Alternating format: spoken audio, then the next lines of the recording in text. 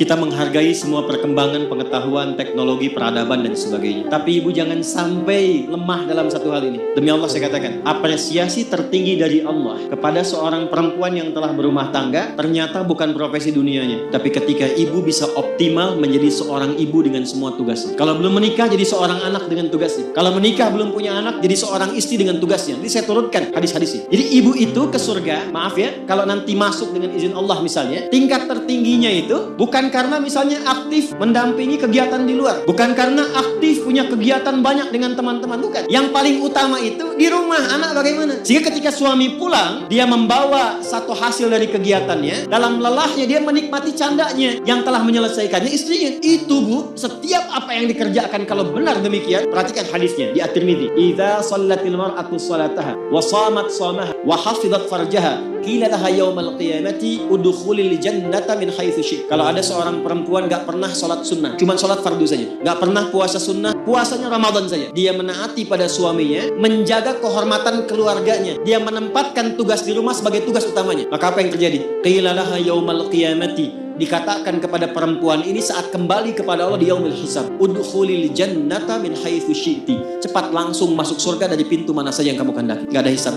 Sekarang ibu gak dilarang, silakan. Pengajian banyakin, optimalkan. Tapi dengan pengajian itu balik bawa ilmunya kepada anak. Kalau perlu aja. Kegiatan di luar silahkan. Tapi jangan sampai, maaf, ibu aktif di luar, tapi anak ibu dititipkan pada orang lain. Sehingga dia mendapatkan karakter dari perawatnya, bukan dari ibunya. Jadi wajar kalau dia gak kenal ibunya. Wajar kalau gak akrab. Wajar kalau dia mencari jati diri di luar. Karena dia gak kenal ibunya. Bangga kalau sudah banyak penampilan bisa dirubah. Ibu gak khawatir kalau anaknya mencari perhatian di luar. Ibu gak pernah bahkan sempat menyapanya. Cuman ketemu, berangkat, tidur, ketemu lagi. Lalu apa yang mau dicari dari apa yang dikumpulkan itu? Nah, Sayyidah Khadijah itu sebelum Nabi pulang itu sudah khatam. Makanya kita belum pernah dengar kan kisah cerita Fatimah merewelkan Nabi. Pernah nggak?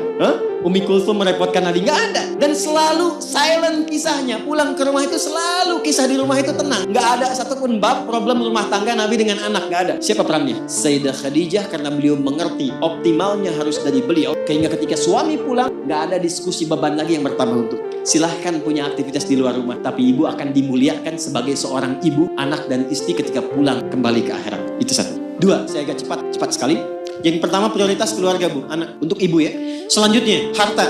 Mohon maaf sebesar-besarnya, Sayyidah Khadijah walaupun mendapatkan penghasilan dari aktivitas dagangnya, tidak pernah menjadikan bagian harta beliau hanya untuk dikuasai bagi pribadinya. Dan gak pernah ada perjanjian pranikah misalnya. Ya Muhammad SAW, saya nikah punya harta segini ya, kalau nanti ada kejadian ini jangan diambil ya, gak pernah. Apapun yang diusahakan, maka dikumpulkan menjadi